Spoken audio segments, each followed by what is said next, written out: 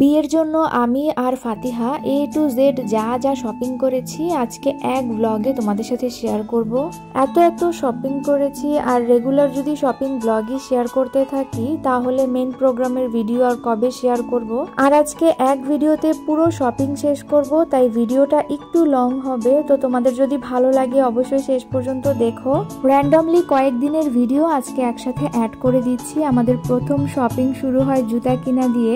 জামা কিনা ছাড়াই ফাতিহার আর আমার কাবিনের জুতা মানে আক্তের প্রোগ্রামের জুতা কিনা শেষ। ফাতিহার বাবা খুব বেশি ঘোরাঘুরি করতে পছন্দ করে না আর তার সময়ও নেই, তাই আমরা 3 থেকে 4 দিন বের হয়েই আমাদের শপিং যা যা আছে সব শেষ করেছি। আমাদের বেশ কয়েকটা প্রোগ্রাম যেহেতু হবে তাই বিশাল বড় এক লিস্ট আমি ফাতিহার বাবার হাতে ধরিয়ে দিয়েছি।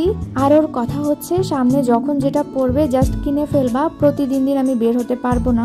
অনেকেই ভাবতে পারো যে টুকটাক ছোটখাটো জিনিসগুলো তো নিজে গিয়েও কেনা যায়, কিন্তু না, আমি যাই কিনি না কেন একটা সুতাও যদি আমি কিনি ফাতিহার বাবাকে আমার সাথে নিয়ে যাই। আমার কখনোই একা কোথাও যেতে ভালো লাগে না। যাই হোক, এখন শপিং এ আসি। আগের দিন শর্মিস কালেকশন থেকে আমি কয়েকটা ড্রেস ঠিক করে আসছিলাম যেগুলো আমার খুব পছন্দ হয়েছিল। তো ফাতিহার বাবা বলছিল তুমি পাকিস্তানি এই কালেকশন গুলো দেখতে পারো, এগুলো ওয়েডিং কালেকশন, এগুলো সবই এক্সক্লুসিভ কালেকশন। তারপর আনজারাতে চলে আসি, যেহেতু পাশাপাশি ছিল। প্রথম থেকেই ফাতিহার বাবা বলছিল যে আগে আনজারাতে চলো, না ভালো লাগলে দেন আমরা অন্য জায়গাগুলোতে দেখবো। আর আমারও প্রথম থেকে কেন জানি মনে হচ্ছিল যে কোথাও পছন্দ হবে না, আনজারাতে এসেই আমার পছন্দ হবে। ঠিক তাই হয়েছে। প্রথমেই ফ্লাফি এই গাউনগুলো, সুন্দর সুন্দর আরো কিছু ড্রেস দেখছিলাম, কিন্তু কোনোটাই আমার মন মতো হচ্ছিল না। মানে আমি যেরকমটা খুঁজছিলাম ওরকম পাচ্ছিলাম না। তবে এরই মধ্যে দেখতে দেখতে আমার একটা এত বেশি পছন্দ হয়েছে, ফাতিহার বাবার কাছেও আরেকটা পছন্দ হয়েছে। তো দুইজন খুব কনফিউশনে ছিলাম যে কোনটা নিব। ও বলছিল ওরটা, আমি বলছিলাম যে আমারটা। ফাতিহা এদিকে স্টোন টোকাচ্ছে আর ফাতিহার বাবা ফোনে মার সাথে কথা বলছিল যে আম্মু কোনটা নিব, কোনটা ওকে বেশি ভালো লাগবে, কোনটা নিলে বেশি সুন্দর হবে। ফাতিহার বাবা আনজারাতে এসে ওর মাথাটাই তো খারাপ হয়ে গিয়েছে। মানে স্লিভলেস এই ড্রেসগুলো দেখে ওরও ইচ্ছে করছিল যে ওর বউ এই টাইপের ড্রেস পরুক।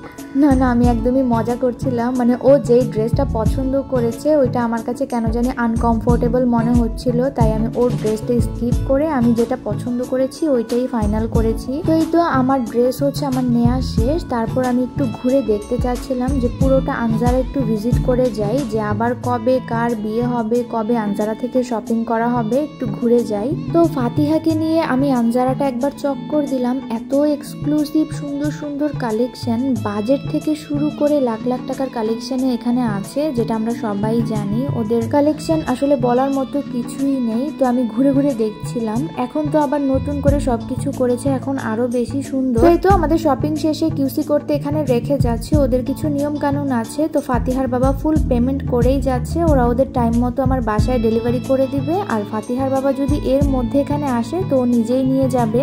আমাদের হাতে এখন আরো অনেক সময়, কারণ আমরা প্রতিদিন সকালে বের হই, একদম রাতে বাসায় ফিরি। তারপর আমরা ধানমন্ডি হকার্স চলে আসি, কারণ যেটা কিনবো সেটাই শেষ হয়ে যাবে। তো কাবিনে আমরা সবাই জামদানি শাড়ি পরবো। তারপর আমরা কয়েকটা দোকান ঘুরে জামদানি শাড়ি দেখছিলাম। আমি বলছিলাম যে এক্সক্লুসিভ কি কি কালেকশন আছে বের করেন, তো আমাকে এক্সক্লুসিভ কালেকশন গুলো দেখাচ্ছিল।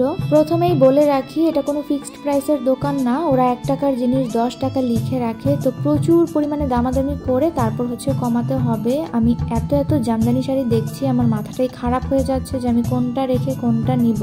এই কালারটা আমার বেশি ভালো লাগছিল, এছাড়াও আরো অনেক কালার ছিল যেগুলো প্রত্যেকটাই অনেক বেশি সুন্দর। তো আমি বলছিলাম যে 84 কাউন্টের যেগুলো ওইগুলোই যেন আমাকে দেখায়। খুব বেশি জামদানি এক্সপার্ট না হলে ঠকে যাওয়ার সম্ভাবনাই কিন্তু বেশি, তাই আমি বলবো জামদানি শাড়ি কিনতে গেলে অভিজ্ঞ কাউকে সাথে করে নিয়ে যাওয়া ভালো, তাহলে সহজেই বোঝা যায় কোনটা 84 কাউন্ট, কোনটা 60 কাউন্ট, কোনটা 120 কাউন্ট। না হলে ওরা একটা বলে আরেকটা দিয়ে দিবে। আর আমার সাথে যেহেতু ফাতিহার বাবা ছিল, আমার আর কি লাগে বলো।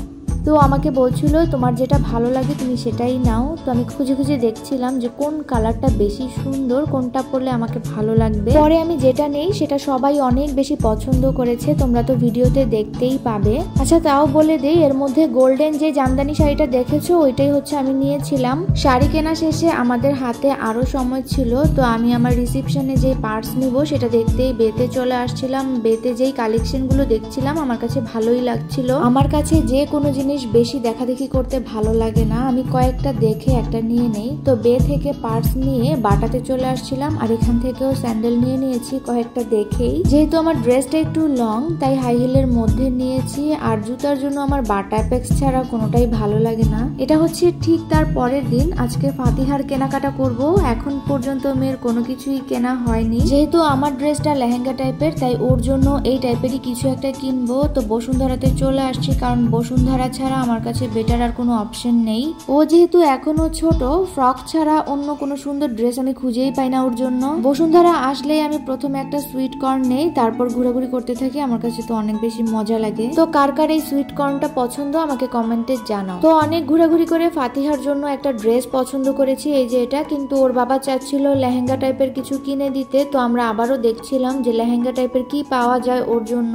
তো প্রবলেম হচ্ছে ওর সাইজেই কোনো কিছু পাওয়া যায় না। তো ফাইনালি দুইটা ড্রেস আমি ওর জন্য নিয়ে নিলাম, একটা ওকে কাবিনে পরাবো আর একটা হচ্ছে ওর রিসেপশনের ড্রেস। ওর এই ড্রেসগুলো কিনতে যেই টাইম লেগেছে, আমার ড্রেস কিন্তু এত টাইম লাগেনি। মানে ওর কিছু কিনতে গেলে আমার এত ঘোরাঘুরি করা লাগে, একদম মন মতো মিলিয়েই পাই না কোনো কিছু। তারপর ওর ড্রেসের সাথে মিলিয়ে সুন্দর সুন্দর স্যান্ডেল দেখছিলাম। আর ওইদিকে বাবু হঠাৎ করে কান্নাকাটি শুরু করে দিয়েছে, কারণ ওদের বাপ মেয়ে দুজনেরই খুব ক্ষুধা লেগেছে। আমার শপিং শেষ হচ্ছে না দেখে আমাকে রেখে তারা একাই চলে গেল। তো আমি খুঁজে কোথাও পাচ্ছি না যে কোথায় গেল তারা। মেজাজটা আমার তখন খুবই খারাপ হচ্ছিল, কারণ ফোনে ব্যালেন্সও ছিল না, নেটও ছিল না। তারপর ওই যে তাদেরকে দেখতে পেলাম, তারা তাদের জায়গা মতো যাচ্ছে। সত্যি কথা বলতে আমারও অনেক বেশি ক্ষুধা লেগেছিল। আর বসুন্ধরার এই জায়গাটা দেখো কত বেশি সুন্দর, আমার কাছে তো অনেক বেশি ভালো লাগে। আমরা শপিং এ আসলে শপিং এর চেয়ে বেশি আমাদের খাওয়া দাওয়া করা হয়, কারণ ফাতিহা খাবে না কিছু না, কিছুক্ষণ পরপরই বলবে যে এটা খাবো সেটা খাবো। তো ওর জন্য আর ওর বাবার জন্য বাধ্য হয়ে খেতে হয়। আমরা শর্মা হাউস থেকে দুইটা সেট মেনু নিয়েছিলাম, যেটাতে ছিল দুইটা চিকেন ফ্রাই, একটা বান আর ফ্রেঞ্চ ফ্রাই। আমার তো ভালোই লেগেছে, কিন্তু ফাতিহার বাবার কাছে নাকি ভালো লাগে নাই। চিকেন গুলো অনেক ড্রাই ছিল। যাই হোক, আমরা তাড়াতাড়ি আমাদের খাওয়া দাওয়া শেষ করে আবারও শপিং এ নেমে গেলাম, কিন্তু এতক্ষণে মার্কেট প্রায় বন্ধ হয়ে গিয়েছে। আজকের মতো শপিং তাহলে এখানেই শেষ করে বাসায় চলে যেতে হবে, আগামীকাল আবার আসবো। মার্কেট একদম ফাঁকা, তেমন কেউই আর নেই, কারণ অলমোস্ট সব দোকান বন্ধ হয়ে গিয়েছে। আর এদিকে ফাঁকা মার্কেটে হাঁটতে তো আমার ভালোই লাগছে। ফাতিহার বাবা বারবার বলছে যে চলো, তো আমি বলছিলাম আসো আমরা একটু হাঁটাহাঁটি করি, ঘোরাঘুরি করি, তারপর যাই। আর এদিকে বাপ মেয়ে দুজনে মিলে মার্কেটের মধ্যে দৌড় প্রতিযোগিতা শুরু করে দিয়েছে। আমার তো দেখতে ভালোই লাগছে। যাক, আজকে ফাতিহার ড্রেস কেনা শেষ, মানে অনেকটাই ঝামেলা কমলো।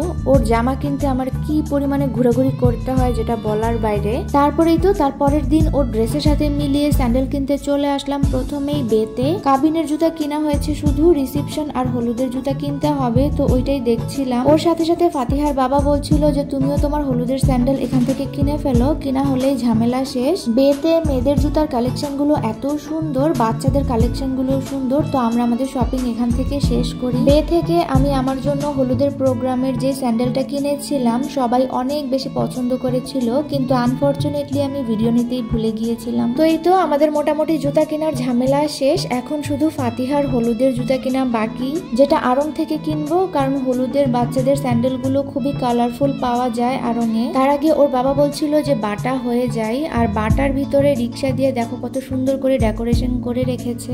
এখানে ছবি বা ভিডিও অনেক সুন্দর আসে, তাই না? তো বাটার ভিতরে বাচ্চাদের প্লে জোনও আছে, যেখানে ফাতিহা আসলে অনেক আনন্দ পায়। প্রতিবারই ফাতিহা এখানে আসলে আর যেতে চায় না, ও এত আনন্দ পায়। আর ওকে এখান থেকে নিয়ে যাওয়াটা যে কি পরিমাণে কষ্ট, কান্নাকাটি করতে থাকে, সেখান থেকে যাবেই না। আজকে আর ওদের বাপ মেয়েকে আমি রাগাইনি, ওদের ক্ষুধা লাগার সাথে সাথে উপরে চলে আসছি খেতে। আর আজকে হচ্ছে ফাতিহার বাবা বিএফসি নিল, মানে বিএফসির চিকেন ফ্রাই। কাল খেয়ে তার মন ভরেনি। তারপর চলে আসলাম মেহেদির ড্রেস কিনতে স্টাইলিকোতে। মেহেদিতে কি পরবো, শাড়ি না ড্রেস, খুবই কনফিউশনে ছিলাম। তো ফাতিহার বাবা বলছিল যে এত ঝামেলার দরকার নেই, এখান থেকে একটা ড্রেস কিনে ফেলো। তো পছন্দ করে এখান থেকে একটা ড্রেস কিনে ফেললাম। স্টাইলিকো থেকে এই জীবনের প্রথম কোনো ড্রেস কিনলাম। সবার মুখেই শুনি এই স্টাইলিকোর কথা, তো আমার কাছে ড্রেসটা অনেক বেশি ভালোই লেগেছে। বাকিটা বানিয়ে যখন পরে তোমাদের সাথে শেয়ার করব, তোমরাই বলতে পারবে যে কেমন লাগছে। তারপর চলে আসলাম আড়ংয়ে, কারণ এখান থেকে ফাতিহার হলুদের স্যান্ডেল কিনবো। হলুদের ড্রেসের সাথে মিলিয়ে বাচ্চাদের খুব কালারফুল স্যান্ডেল পাওয়া যায় আড়ংয়ে। এদিকে ফাতিহার বাবা তার মেয়ের পায়ে পরিয়ে পরিয়ে দেখছে যে কোনটা বেশি ভালো লাগে। আর ফাতিহা এখন স্যান্ডেল রেখে পুতুলের দিকে নজর দিয়েছে, মানে এখন ওর পুতুল এটা নিতে হবে। ও সবসময় একটা জিনিস নিতে আসলে আরেকটা জিনিস পছন্দ করে। তারপর ফাতিহার বাবা বলছিল আরঙে তোমার আর কোনো কাজ থাকলে সেটাও শেষ করো। তো আমার হঠাৎ মনে পড়লো কাবিনের জন্য আর হলুদের জন্য পার্স আমি আড়ং থেকে নিব। তো আমি এখান থেকে হলুদের কাবিনের আর ঈদের জন্য 3টা পার্স নিয়ে নিয়েছিলাম। বিয়ের সাথে সাথে ঈদের শপিংও শেষ করে ফেলতে চাচ্ছি আর কি, যেন ঈদের সময় আর ঝামেলা না থাকে। আর আড়ংয়ের পার্সগুলো এত সুন্দর লাগে আর প্রাইসও অনেক রিজনেবল থাকে। তো ওই দিন ব্যাগের ঝামেলা শেষ করে বসুন্ধরা একটু ঘোরাঘুরি করে চলে আসি গাউসিয়াতে চাঁদনি চকে। বসুন্ধরাতে তেমন একটা জুয়েলারি আমার পছন্দ হয়নি, তো চাঁদনি চকে অনেক খোঁজাখুঁজি ঘোরাঘুরির পর মন মতো একটা জুয়েলারি সেট আমি পছন্দ করি। আমি প্রথম থেকেই আমার ড্রেসের সাথে রাজওয়ালি সেট পরতে চাচ্ছিলাম, তো অনেক ঘোরাঘুরি খোঁজাখুঁজির পর আমি আমার মন মতো একটা জুয়েলারি পাই। কাবিন বা বৌভাতে জামদানির সাথে গোল্ড পরবো আর রিসেপশনে এটা পরবো। তো প্রথমে আমি চাচ্ছিলাম শুধু সীতাটা কিনতে, ফাতিহার বাবা বলছিল যে না ফুল সেটটাই নিয়ে নাও। অনেক অনেক জুয়েলারি দেখে ফাইনালি এটা পছন্দ করি। তারপর চলে আসি চুড়ি দেখতে, কারণ আমি চুড়িও নিব। আমার অনেক ইচ্ছে করছিল ব্রাইডাল চুড়ি পরবো। গাউসিয়াতে অনেক সুন্দর সুন্দর ব্রাইডাল চুড়ির কালেকশন আছে, একটা থেকে একটা সুন্দর এইরকম। আমি আমার জন্য পছন্দ করে 2 সেট চুড়ি নিয়ে নেই, যেটা কাবিনে পরবো আর হলুদে পরবো। ফাতিহার জন্য চুড়ি এখান থেকেই নিয়েছিলাম, এই যে এই চুড়িটা নিয়েছিলাম। তারপর আমরা হলুদের ফুলের গহনা নিতে চলে আসি। আমি আর ফাতিহা কাস্টমাইজ করে এখান থেকে বানিয়ে নেই। ধানমন্ডি হকার্সের পাশেই যেই দোকানগুলো আছে ফুলের গহনার, ওইখান থেকেই আমরা নিয়েছিলাম। এখানে অনেক অনেক কালেকশন আছে, যেটা পছন্দ নিতে পারবে, কাস্টমাইজ করে চাইলেও নিতে পারবে। তো আমরা একটু কাস্টমাইজ করেই নিয়েছিলাম। আমি আর ফাতিহা সেম সেম ডিজাইন করে নিচ্ছিলাম। ওরটা সাইজে একটু ছোট, তাই একটু কাস্টমাইজ করা লেগেছিল। তারপরে তো যতগুলো প্রোগ্রাম সবগুলোর সাথে মিলিয়ে হিজাব দেখছিলাম। এখানে অনেক হিজাবের কালেকশন আছে, যে যেরকম হিজাব পছন্দ করে সব রকমের হিজাবই এখানে আছে। এর ফাঁকে ফাঁকেও কিন্তু অনেক শপিং করা হয়েছে টুকটাক টুকটাক, সবগুলোর তার ভিডিও নেওয়া হয়নি। যেগুলো বেসিক ওইগুলোই তোমাদের সাথে আজকে শেয়ার করলাম। চাঁদনি চকে অনেক হিজাবের কালেকশন আছে। তারপরে তো একদিন লেসের দোকানেও এসেছিলাম, হলুদের ড্রেসের সাথে মিলিয়ে অনেক লেস নেই আমার আর ফাতিহার জন্য। আর এই প্রত্যেকটা শপিং এ কিন্তু ফাতিহার বাবা আমার সাথেই ছিল। তারপরও অনেক কিছু টুকটাক অনলাইন থেকেও কিনেছিলাম। তো এই ছিল আমাদের শপিং। এতক্ষণ যারা ধৈর্য নিয়ে পুরো ভিডিওটা দেখেছো তাদেরকে অনেক ধন্যবাদ। আজকের মতো এখানেই বিদায় নিচ্ছি। টাটা, আল্লাহ হাফেজ।